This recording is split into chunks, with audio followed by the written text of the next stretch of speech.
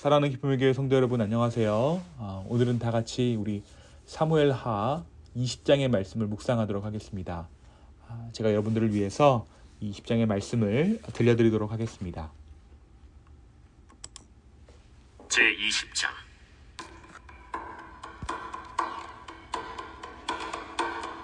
마침 거기에 불량배 하나가 있으니 그의 이름은 세바인데 베냐민 사람 비그리의 아들이었더라.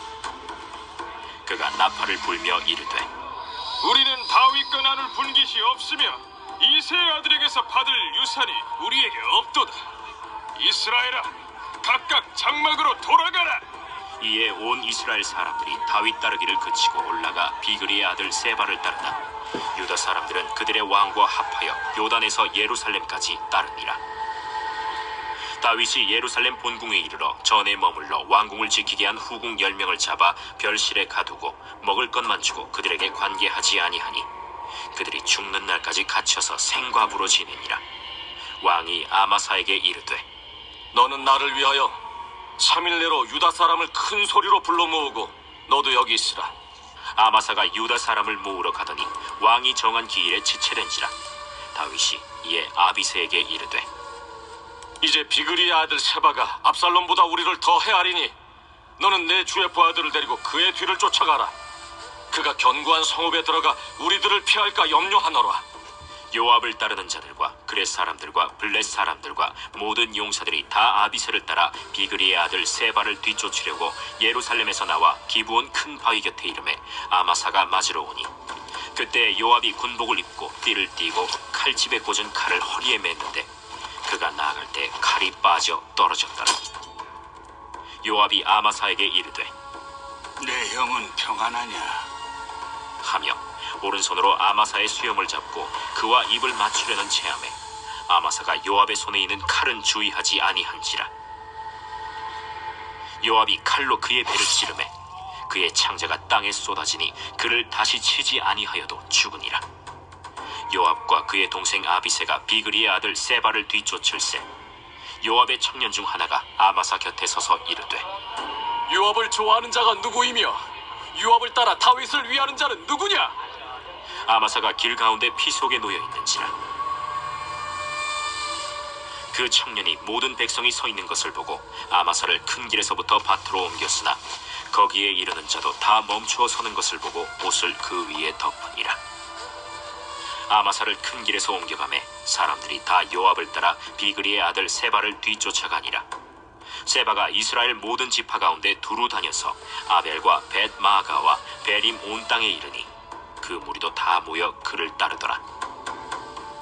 이에 그들이 벳마가 아벨로 가서 세바를 애우고 그 성읍을 향한 지역 언덕 위에 토성을 쌓고 요압과 함께한 모든 백성이 성벽을 쳐서 헐고자 하더니 그 성읍에서 지혜로운 여인 한 사람이 외쳐 이르되, 들을지어다 들을지어다 청하건대 너희는 요압에게 이르기를 이리로 가까이 오라.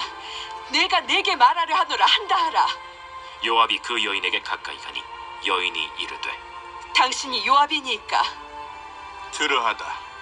여종의 말을 들으소서. 내가 들으리라. 옛사람들이 흔히 말하기를 아벨에게 가서 물을 것이라 하고 그 일을 끝내었나이다. 나는 이스라엘에 화평하고 충성된 자 중 하나이거늘 당신이 이스라엘 가운데 어머니 같은 성을 멸하고자 하시는도다.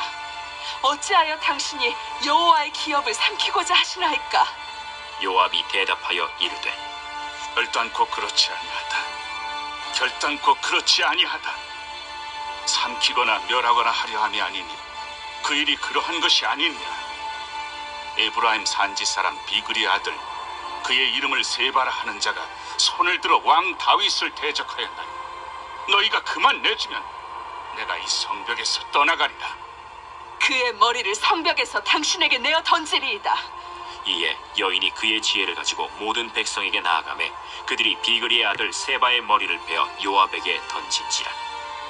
이에 요압이 나팔을 불매 무리가 흩어져 성읍에서 물러나 각기 장막으로 돌아가고 요압은 예루살렘으로 돌아와 왕에게 나아가니라. 네, 아멘입니다. 우리가 지난 목요일 말씀에서 이제 압살롬과의 전쟁에서 승리한 다윗이 다시 한번 왕의 임무를 수행하기 시작한 것에 대해서 함께 이야기를 나누었습니다. 그리고 이제 왕이 제자리를 잡게 되자 다른 모든 것들도 차차 자리를 잡아가게 되었습니다. 하지만 다윗이 다윗성으로 복귀하는 그 과정이 쉽지 않았죠. 다윗은 유다 지파를 중심으로 예루살렘의 복귀를 추진했고 유다 지파는 그러한 다윗의 의견에 순종했습니다. 이렇게 다윗은 자신이 속한 유다 지파를 중심으로 반란을 진압하고 안정을 찾게 되었습니다. 유다 지파 중심으로 이스라엘 지파들의 질서를 알게 모르게 잡아가고 있었던 것입니다. 그런데 그 과정에서 이스라엘 전체 지파의 왕으로서 유다 지파만 편애한다라는 백성들의 원성이 있었어요. 그 결과 이스라엘 안에 이 일이 분열의 씨앗이 되어집니다. 이것이 바로 오늘 말씀이 이야기하고 있는 세바의 반란으로 이어지게 되는 것이죠. 시므이와 세바 모두 베냐민 출신이었고 소외당한 것 같다고 여기는 이스라엘 다른 지파 사람들을 규합해서 그들이 반란을 일으켰던 것입니다.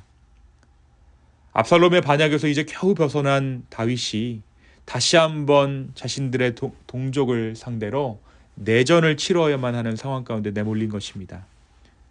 그런데 이번에는 다윗이 세바를 치는데 요압을 등용하지 않았어요.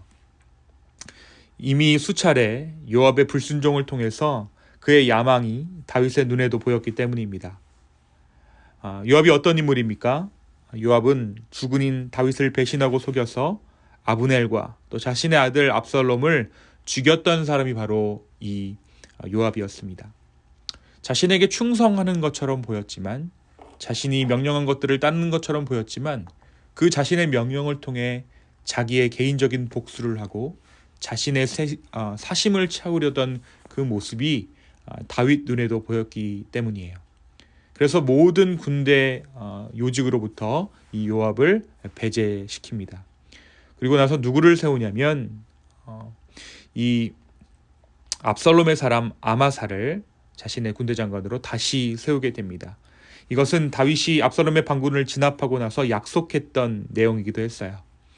그래서 이 압살롬의 사람 아마사에게 유다 전역을 돌아서 군대를 소집하게 합니다. 또 전투 부대는 요압의 동생인 아비새에게 맡겼습니다. 근데 원래는 이 일이 요압이 했어야 하는 일이죠. 그런데 그는 새로운 군대 장관인 아마사의 수하에서 섬겨야 했을 것입니다. 그러나 요압이 어떤 사람입니까? 요압은 그냥 앉아서 당하지 않았습니다. 이번에는 기브온 큰 바위 곁에서 아마사를 속여서 그를 잔인하게 칼로 찔러 살해하고 맙니다. 그리고는 다시 군대를 자기 휘하에 두고 세바를 추격하게 되죠. 요압은 다윗 왕의 권위와 명령조차 안중에 없는 것처럼 보입니다. 다윗의 명예, 다윗의 명령을 뒤에 업고 자신이 원하는 목적만을 이루어가고 있는 것이죠. 이렇게 세바는 이 반역자 세바가 벤마가 아벨성으로 들어갔는데 요압은 그 성벽을 쳐서 헐어버리려는 전투를 계획합니다. 이때 우리가 들은 것처럼 그 성의 한 지혜로운 여인이 요압과 협상한 후에 성 안의 백성들을 설득하여서 세바의 목을 내주게 됩니다. 한 여인의 지혜가 이 아벨성을 구하게 된 것이죠. 그래서 많은 사람들이 지혜와 충고를 얻으려고 찾던 이 어머니와도 같은 성 이 아벨이 이 여인으로 인해 구원받게 됩니다. 자칫 세바의 반란으로 이 성이 정말 이 소중한 성이 멸망할 수도 있었는데 한 여인의 빛나는 지혜가 귀한 성을 구한 것입니다. 마지막으로 본문은 다시 회복된 다윗 왕국의 관리들의 명단을 기록하고 있습니다. 교활한 요압은 다시 이 나라의 이스라엘의 군대 장관이 되었습니다. 이렇게 요압은 다윗으로도 어찌할 수 없는 그런 다윗의 힘으로도 어찌할 수 없을 만큼 세력이 있는 다윗에게는 어떻게 보면 가시와도 같은 존재가 되고 만 것입니다. 사랑하는 여러분, 오늘 말씀이 우리에게 무엇을 말해주고 있을까요? 먼저 오늘 우리는 요압이라는 사람을 다시 한번 보게 되죠. 사실 다윗에게 요압은 없어서는 안 될 사람입니다. 그러나 우리가 이전 본문들에서도 확인했듯이 그는 다윗에게 충성을 맹세하는 듯 보였지만 철저히 자기의 야망을 채우고 있는 사람입니다. 거기 요압의 최후가 어떻게 되느냐? 솔로몬에 의해서 그가 왕위에 올랐을 때 경계대상 1호로 낙인 찍혀 죽임을 당합니다. 사랑하는 성도 여러분, 혹시 우리가 예수 그리스도를 섬기는 모습이 다윗을 섬겼던 요압의 모습 같지는 않습니까? 하나님 앞에 충성하는 척하지만 결국 우리의 목적을 달성하기 위해 우리는 우리 하나님을 교묘히 이용하고 있지는 않습니까? 물론 요압이 이렇게 변질된 것은 다윗의 연약한 부분 때문인지도 모르겠습니다. 하지만 우리 하나님은 우리의 온전한 주인 되심에도 불구하고 우리는 그 하나님을 나의 비전과 나의 성공을 위해 이용하고 있는지도 모르겠습니다. 오늘 다시 한번 주 앞에서 우리의 이런 연약한 모습을 발견하게 되기를 원합니다. 그리고 정말 순수할 수 없는 우리지만 삶의 한순간이라도 그리스도로 인해 우리의 삶이 진실할 수 있게 되기를 바라고 또 구하는 저와 여러분 되기를 예수님의 이름으로 축원합니다.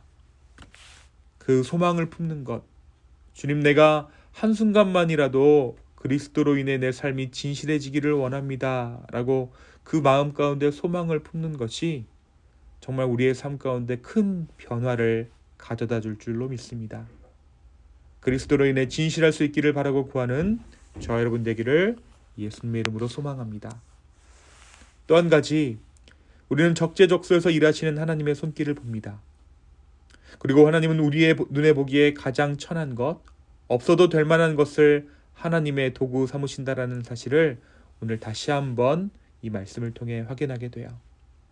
오늘 말씀에서 반역자 세바를 처단하기 위해서 결정적인 역할을 한 것은 한 여인이었습니다. 그 여인의 지혜가 이스라엘을 구한 것입니다. 성경은 특별히 여성의 지혜를 많이 다루고 있죠. 우리가 잘 알고 있는 라합, 그리고 룻과 나오미, 에스더가 그렇습니다. 하나님께서는 하나님의 지혜를 가장 연약한 존재 안에 숨겨두십니다. 그리고 결정적인 순간에 그 지혜가 드러나게 하셔서 우리의 삶을 구원해 주시는 분이 바로 하나님이세요. 우리의 인생을 보면 어떻습니까? 우리는 어떻게 보면 믿을 만한 것에는 우리가 너무나도 쉽게 속는 것 같아요. 우리가 믿을 만한 것, 그 길을 따라가다 보면 우리는 여지없이 실패합니다. 그러나 보잘것없는 것에 숨겨져 있는 그 지혜를 발견했을 때 순종하면 처음에는 이게 될까 싶지만 반드시 하나님께서는 그 길을 통해서 우리에게 새로운 평안을 주시고 평탄케 하시는 것들을 우리가 경험하곤 합니다. 대체로 내가 보기에 마음에 들지 않는 시점이나 마음에 들지 않는 상황들을 통해 하나님의 은혜가 들어온다라는 것이죠. 또 우리가 가장 연약해 있을 때에 이게 무슨 우리에게 도움이나 되겠어로 시작해서 결국에는 온전한 회복을 경험할 때도 많이 있습니다. 그것이 바로 우리 하나님께서 인도하시는, 우리의 삶을 인도하시는 방법입니다. 우리의 삶 안에 일하시는 하나님, 그 통로를 나의 선입견으로 나의 죄악으로 막아서지 않게 되기를 소망합니다. 작은 것을 소중히 여길 때 바로 그때 주님께서 우리의 삶 가운데 일하실 것입니다. 또한 우리의 마음 가운데 오늘 하루 소망을 품을 때 하나님께서 숨겨두신 그 지혜를 우리로 하여금 발견하게 하여 주시고 그 하나님의 때가 언제일지는 모르지만 하나님의 때가 이르렀을 때 우리가 이 여인과도 같은 삶을 살 수 있도록 우리 역시 순종할 수 있게 해달라고 이 시간 함께 기도하는 저와 여러분 되었으면 좋겠습니다. 이 여인과도 같은 또 삶을 살기를 소망하며 또 한 걸음 한 걸음 주께 나아가는 저와 여러분 되기를 예수 그리스도의 이름으로 축원합니다. 이 시간 함께 기도하시겠습니다.